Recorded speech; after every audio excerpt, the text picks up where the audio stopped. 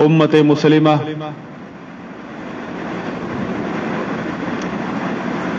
جب بھی فتنوں کا سامنا ہوتا ہے، خیر القرون کے بعد اب تک یہ ایک فتنہ چلا آ رہا ہے کہ جب بھی کوئی بڑا فتنہ آتا ہے تو اس کے مقابلے میں جو لوگ اسلام کے دفاع کے لیے کھڑے ہوتے ہیں وہ بذات خود فتنے کا شکار ہوتے ہیں، بذات خود اسلام کے عقیدے میں انحراف کا شکار ہوتے ہیں، جس کی وجہ سے مزید ایک نیا فتنہ کھڑا ہو جاتا ہے۔ اس کی مثال، زندہ مثال یہ ہے کہ جب امت مسلمہ کے اندر فلسفہ اور الحاد کی کتابوں کا ترجمہ کیا گیا عربی کے اندر، کیونکہ ہماری تعلیمی زبان اور رابطے کی زبان، قومی زبان عربی تھی، تمام طلبہ علماء عربی میں پڑھتے تھے، عربی میں مطالعہ کرتے تھے، عربی میں لکھتے تھے۔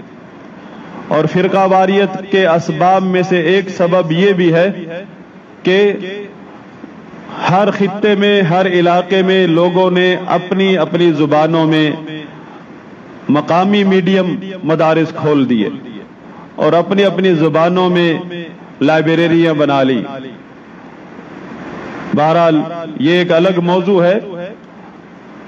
یہ فرقہ واریت کے اسباب میں سے، فتنوں کے پروان چڑھنے کے اسباب میں سے ایک سبب ہے کہ جب لوگوں نے عربی میڈیم تعلیم چھوڑ دی شریعت کی تو اس کا ایک نتیجہ یہ بھی نکلا، جب الحاد کی کتابیں عربی کے اندر مترجم ہوئی تو بہت سارے طالب علم پیدا ہو گئے، بعد میں وہ علماء بن گئے جنہوں نے فلسفے کو پڑھ کے ایک نیا محاذ کھول دیا عقلانی مذہب کا۔ دیکھتے ہی دیکھتے فلسفہ اور الحاد کا طوفان کھڑا ہو گیا۔ اس کے مقابلے میں جو لوگ کھڑے ہوئے، الحاد کے مقابلے میں جو لوگ کھڑے ہوئے، مناظرے کا میدان گرم کر دیا، وہ خود بھی عقلانی تھے، معتزلہ۔ اور پھر اہل سنت کے نام سے جو منظر عام پر آئے، وہ خاص طور پہ وہ مناظر لوگ تھے جنہوں نے، جو پہلے معتزلی تھے، بعد میں تھوڑی سی ان کو تھوڑا بہت سمجھ آئی تو وہ معتزلہ فرقہ، عقلانی فرقہ، اس سے نکل کے انہوں نے تھوڑے سے اہل سنت کے عقائد کو تسلیم کر لیا اور مناظرے کے میدان میں اسی طرح لگے رہے۔ عوام الناس اہل سنت کی ان کے پیچھے لگ گئی، ان کو ہیرو بنا لیا۔ عوام الناس کو پتہ نہیں چلا کہ یہ کہاں سے آئے تھے اور بائی پاس پھر کہاں جا رہے ہیں، اور ان کا نام ہے اشعری ماتریدی۔ جو اس کے نتیجے میں جو مذہب سامنے آیا وہ اشعری ماتریدی مذہب نکلا،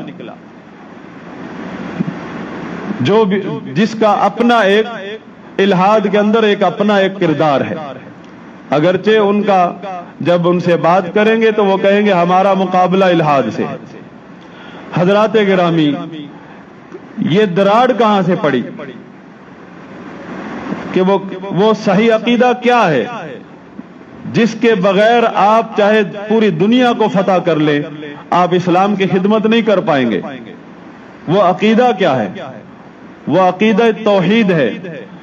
عقیدہ، لفظ توحید تو سب بیان کرتے ہیں، سب کے جملوں میں، اشعار میں، نعتوں میں، نظموں میں، ترانوں میں اور خطابات میں توحید کا لقب ہے، لیکن توحید ہے کیا؟ وہ توحید کیا ہے جو انبیاء کرام کو اللہ تعالیٰ نے دے کر بھیجا ہے، اور وہ ایک کلمے کے اندر لا الہ الا اللہ۔ خانقاہوں میں بھی اس کے ورد چل رہے ہیں، ہر جگہ اس کے لوگوں نے تو پاکستان کا مطلب بھی لا الہ الا اللہ بتا رکھا ہے، تو وہ ہے کیا؟ لا الہ الا اللہ کا مطلب پاکستان ہے، لا الہ الا اللہ کا مطلب وہ توحید ہے جو تمام انبیاء کرام لے کر آئے. حضرات گرامی، لا الہ الا اللہ کا ترجمہ اگر آپ دیکھیں گے، یہ ترجمہ ہی لوگوں کی توحید کی ترجمانی ہے. لا الہ الا اللہ کے اندر سب سے پہلے ہم یہ جانتے ہیں کہ کون سی توحید ہے. کیا ہے لا الہ الا اللہ کے اندر؟ کہ تمام انبیاء کرام کو اللہ تعالیٰ نے یہ کلمہ توحید دے کر بھیجا ہے. نوح علیہ السلام سے لے کر آخری پیغمبر محمد رسول اللہ صلی اللہ علیہ وسلم تک تمام بگڑے ہوئے معاشروں کا علاج لا الہ الا اللہ ہے. اس میں ہے کیا؟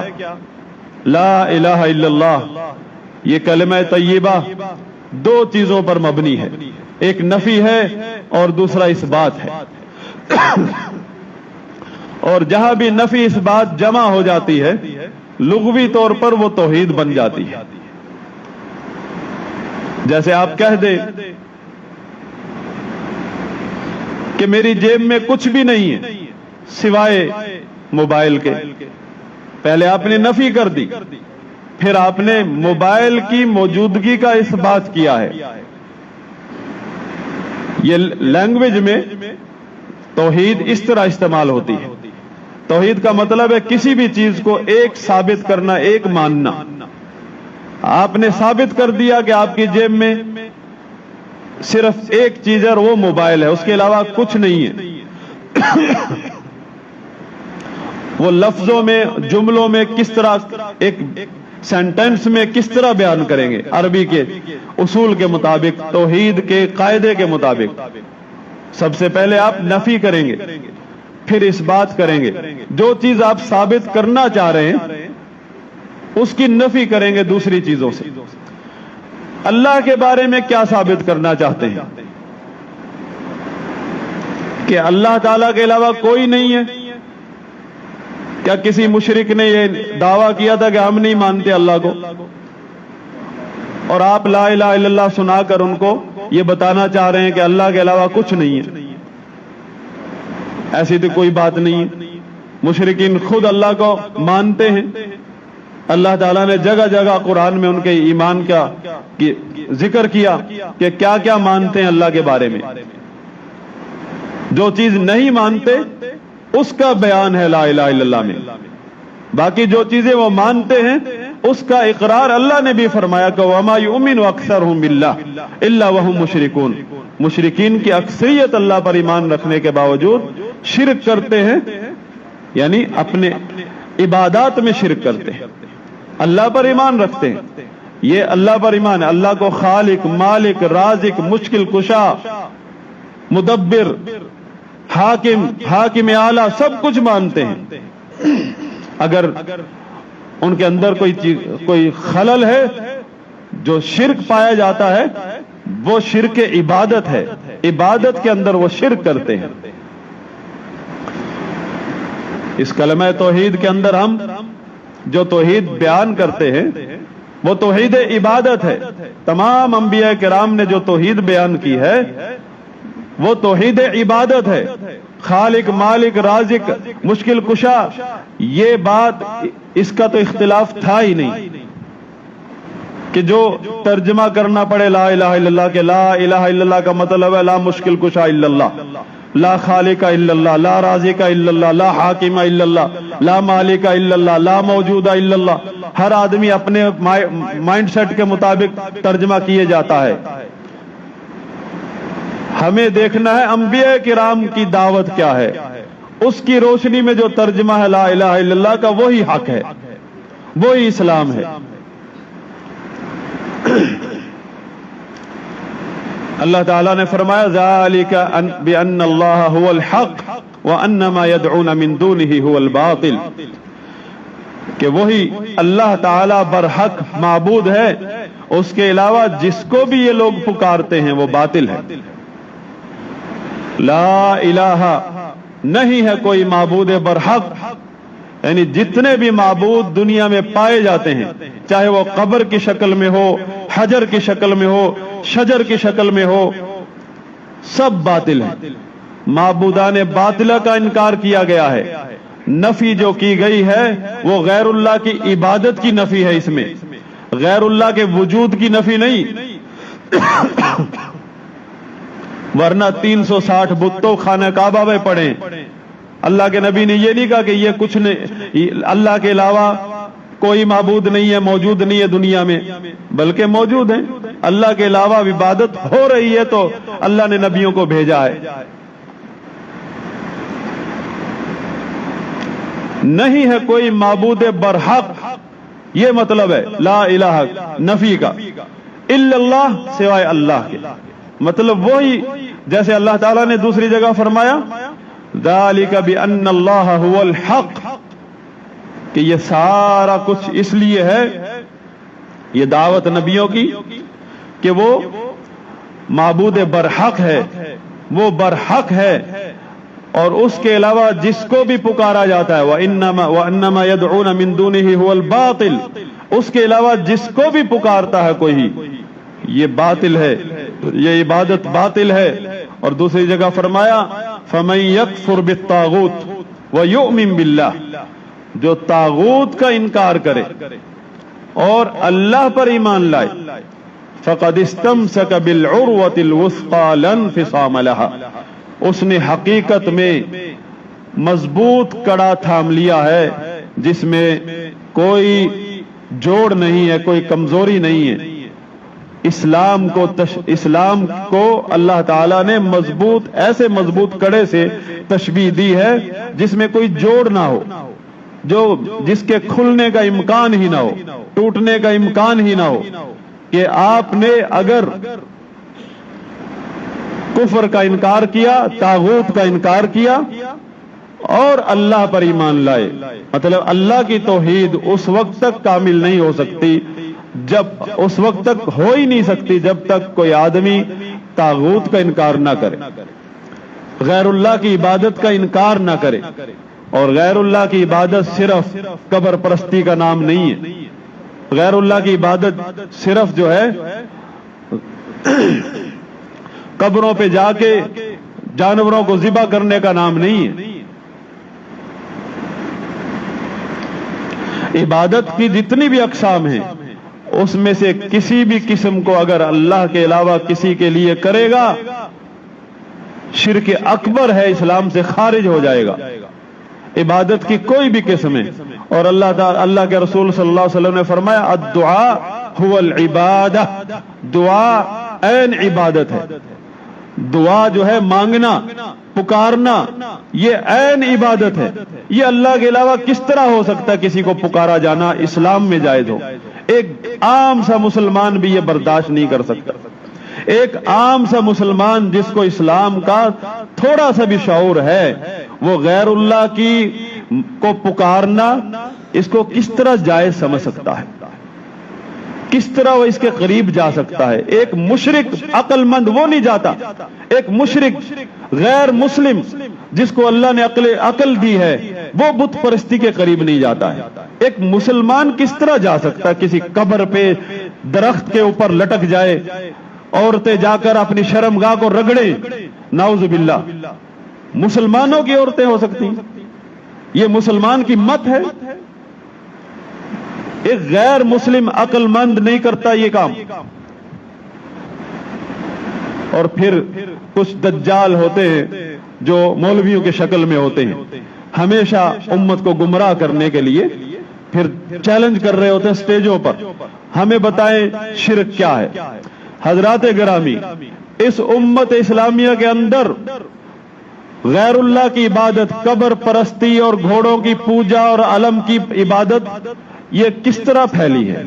ये उन्हीं फलसफी और इल्हादियों की वजह से फैली है जिन्होंने ला इलाहा इल्लल्लाह का मतलब ये नहीं कहा कि नहीं है कोई माबूद बरहक, उन्होंने कहा नहीं है कोई माबूद मौजूद, अल्लाह के अलावा कोई मौजूद नहीं है, ये तर्जमा करते हैं। उनके नजदीक तौहीद क्या है? नहीं अल्लाह के अलावा कोई खालिक, मालिक, राज़िक सिवाय अल्लाह के, ये तर्जमा करते हैं। اگر آپ یہ ترجمہ کریں گے لا الہ الا اللہ کا کہ اللہ کے علاوہ کوئی خالق نہیں ہے، کوئی مالک نہیں ہے، کوئی رازق نہیں ہے، اور برحق ہے یہ بات، لیکن ترجمہ لا الہ الا اللہ کا اگر آپ یہ کریں گے تو ابو جہل کو مشرک ثابت نہیں کر سکتے آپ۔ ابو جہل پکا مومن ہوگا پھر آپ کے اس ترجمے کے مطابق، کیونکہ قرآن نے گواہی دی ہے ابو جہل اور اس کی قوم اللہ کے علاوہ کسی کو خالق نہیں مانتی، اللہ کے علاوہ کسی کو مالک، رازق، مدبر، حاکم اعلی، مشکل کشا تک اللہ کے علاوہ کسی کو نہیں مانتی ابو جہل کی قوم۔ اور بڑے بڑے مشائخ، بڑے بڑے حضرات، مفتیان کرام لا الہ الا اللہ کا جان بوجھ کر ترجمہ کرتے ہیں، جان بوجھ کر، غلطی سے نہیں، پیچھے مائنڈ سیٹ ہے۔ کہتے ہیں لا الہ الا اللہ کا مطلب ہے نہیں ہے کوئی خالق، مالک، رازق سوائے اللہ کے۔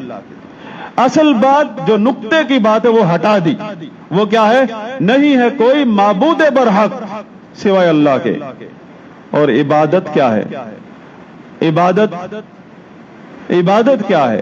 جب عبادت کا کانسیپٹ کلیئر ہوگا تو یہ مسلمان کلمہ پڑھتے ہی اس کو اللہ کے ساتھ تعلق پیدا ہو جائے گا۔ اقول ما تسمعون واستغفر الله لي ولكم ولسائر المسلمين فاستغفروه انه هو الغفور الرحيم۔ حضرات گرامی،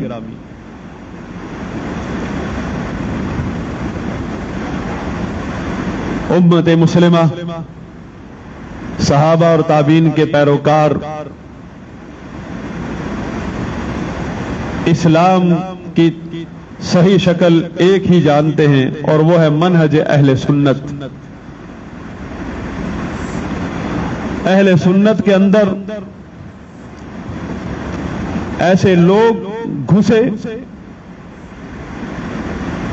جن کی سواری جو ہے وہ تصوف ہے، جبکہ آپ اگر عقیدے کی تاریخ پڑھیں گے تصوف ایک الگ مسلک ہے، ایک الگ عقیدہ ہے، دین ہے، اور مسلک اہل سنت الگ ہے، ان کا کہیں دور کا بھی تعلق نہیں ہے۔ کہیں جس طرح دو نہر کے دو کنارے نہیں آپس میں مل سکتے، مسلک اہل سنت اور مسلک تصوف آپس میں کہیں نہیں مل سکتا، اپوزٹ ہیں۔ اور ہمیشہ اہل سنت کی جنگ ہے تصوف کے عقائد کے ساتھ۔ تو جب دیکھا کہ لوگ صحابہ، تابعین، ائمہ کرام کے جیالے ہیں، محبت کرتے ہیں، تو تصوف کی اسلامائزیشن کی گئی سنیت کے نام پر۔ ان عقائد کو اہل سنت کے اندر داخل کرنے کے لیے جس طرح زہر بھرتے ہیں کسی کے اندر، اس طرح بھرا گیا۔ جبکہ تصوف کا آخری ہدف کیا ہے؟ وحدت الوجود، کہ ساری کائنات کا جو وجود ہے وہ ایک خیالی ہے، حقیقی وجود اللہ کا ہے۔ یہ ان کی توحید ہے۔ لا الہ الا اللہ کا مطلب جب یہ کرتے ہیں نہیں ہے کوئی موجود سوائے اللہ کے، مطلب کہتے ہیں کہ اصل اللہ، حقیقی وجود اللہ کا ہے، باقی یہ جتنی بھی مخلوقات ہیں ان کا کوئی وجود حقیقت نہیں ہے۔ اور جس دن آپ کو یعنی آخری سٹیج ہوتا ہے تو ان کے تربیت کا کہ جس دن آپ فنا فی اللہ ہو جائیں، مطلب آپ کو ہر چیز میں اللہ نظر آنے لگے، آپ جو ہے ولی اللہ بن گئے۔ اور اس عقیدے کا اہل سنت یا اسلام سے کوئی تعلق نہیں ہے۔ لا الہ الا اللہ کا ترجمہ اپنے مائنڈ سیٹ کے حساب سے یہ کیا جو کتابوں میں آپ پڑھتے ہیں، اللہ کے علاوہ کوئی نہیں ہے کوئی موجود سوائے اللہ۔ الہ کا مطلب موجود، اور یہ توحید وجودی ہے، وحدت الوجود جو کفر اکبر ہے۔ امام ابن ابی العز حنفی رحمۃ اللہ علیہ نے لکھا ہے عقیدہ طحاویہ کی شرح میں کہ یہود و نصارہ کا کفر اس کے سامنے کچھ بھی نہیں ہے، جتنا بڑا یہ کفر بکا ہے انہوں نے، کہ یہودی اور عیسائیوں کے نزدیک اللہ کا وجود انہوں نے دو یا ایک شخصیت میں داخل کیا ہے۔ ان لوگوں نے کائنات کی ہر چیز میں اللہ کو داخل کر دیا ہے، اللہ کے وجود کو۔ یہ تو اس مائنڈ سیٹ کا ترجمہ ہے، یہ نہیں ہے کوئی موجود سوائے اللہ کے۔ یہ ابو جہل کا یہ مسئلہ تھا، ابو جہل کو اللہ کا پتہ نہیں تھا۔ ابو جہل کو نبی صلی اللہ علیہ وسلم یہ بتانے آئے تھے کہ وجود اللہ کا ہے، صرف کسی اور کا نہیں ہے۔ وہ تو مشرکین عرب جو ہے وہ پہلے سے ہی اپنے آپ کو دین ابراہیمی پر ہونے کا دعویٰ کرتے تھے۔ حج طواف کس لیے کرتے تھے؟ اللہ کو مانتے تو کرتے تھے، لیکن ان کے عقیدے میں شرک آ گیا تھا، شرک اکبر، جس کا علاج لا الہ الا اللہ ہے۔ اور اس علاج کو، اس نسخے کو بدل دیا، اس کا فارمولا بدل دے تو رزلٹ نہیں آئے گا۔ اسی لیے پوری امت میں جگہ جگہ آپ کو قبر پرستی ملے گی، مزارات۔ یہ صحابہ کے دور میں، تابعین کے دور میں اس طرح کیوں نہیں مزارات کا بازار گرم ہوا؟ نبی صلی اللہ علیہ وسلم نے اپنی وفات سے 5 دن پہلے فرمایا لعنت ہو ان یہود و نصارہ پر، جنہوں نے اپنے انبیاء کرام کی قبروں کو سجدہ گاہ یعنی اللہ کی عبادت کے لیے خاص جگ کر لیا ہے۔ اللہ کی عبادت کے لیے، قبروں کی عبادت کے لیے نہیں۔ اللہ کے نبی نے لعنت کی ان لوگوں پر جنہوں نے انبیاء کرام کی قبریں ہیں، کوئی خیالی قبریں نہیں ہیں۔ جس طرح ہمارے ہاں بہت بڑا مزار کھڑا ہو جاتا ہے، بعد میں پتہ چلتا ہے، تاریخ کا جائزہ لیا جائے تو کوئی گدھا دفن کیا گیا تھا۔ اللہ کے نبی گواہی دے رہے ہیں انبیاء کرام کی قبریں ہیں، اور پوری ساری یہ شام، ملک شام جہاں نبی آئے تھے، جگہ جگہ قبریں تھیں۔ نبی صلی اللہ علیہ وسلم نشاندہی فرما رہے ہیں، اور ان لوگوں کا جو عمل ہے وہ کیا ہے کہ انہوں نے ان قبروں کو بابرکت اور مقدس جگہ سمجھ کے اللہ کی عبادت کے لیے خاص کر لیا ہے۔ فرمایا مساجد بنا لیا انہوں نے قبروں کو۔ اگر وہ شرک کرتے ہوتے تو آپ مسجد کا لفظ استعمال نہ کرتے۔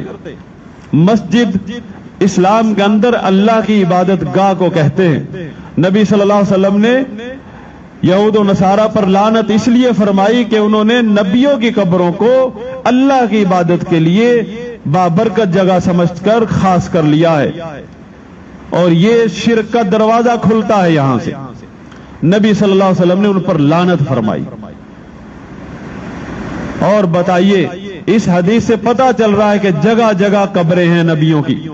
اور جب آیا دور نبی صلی اللہ علیہ وسلم کی سلطنت پھیلی، اسلام پھیلا، وہ تاریخ میں قبریں نہیں ملتی ہمیں۔ جب اسلام نہیں پہنچا تھا، نبی صلی اللہ علیہ وسلم گواہی دے رہے قبریں ہیں جگہ جگہ۔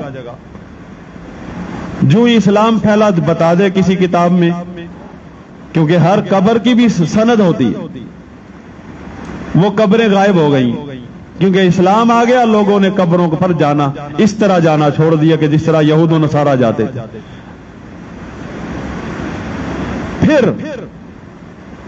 پھر نئے سرے سے پھر یہ الہادی لوگ آئے، کسی نے تصوف کا نام لیا، کسی نے سنت کا نام لیا، کسی نے سنیت کا نام لیا۔ بیک گراؤنڈ میں رافضی ہیں جو قبر پرستی پوری امت اسلامیہ میں دھڑا دھڑ پھیلا دی، حتیٰ کہ ترکی کا خاتمہ ہوا، ترکی حکومت کا۔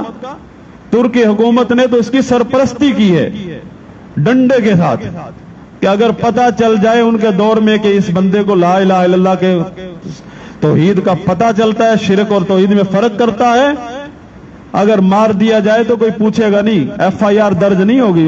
ترکی دور میں توحید اتنا بڑا جرم تھا اس دور میں۔ اب یہ بہت سارے نادان دوبارہ دعائیں کرتے ہیں کہ ترکی دور آ جائے۔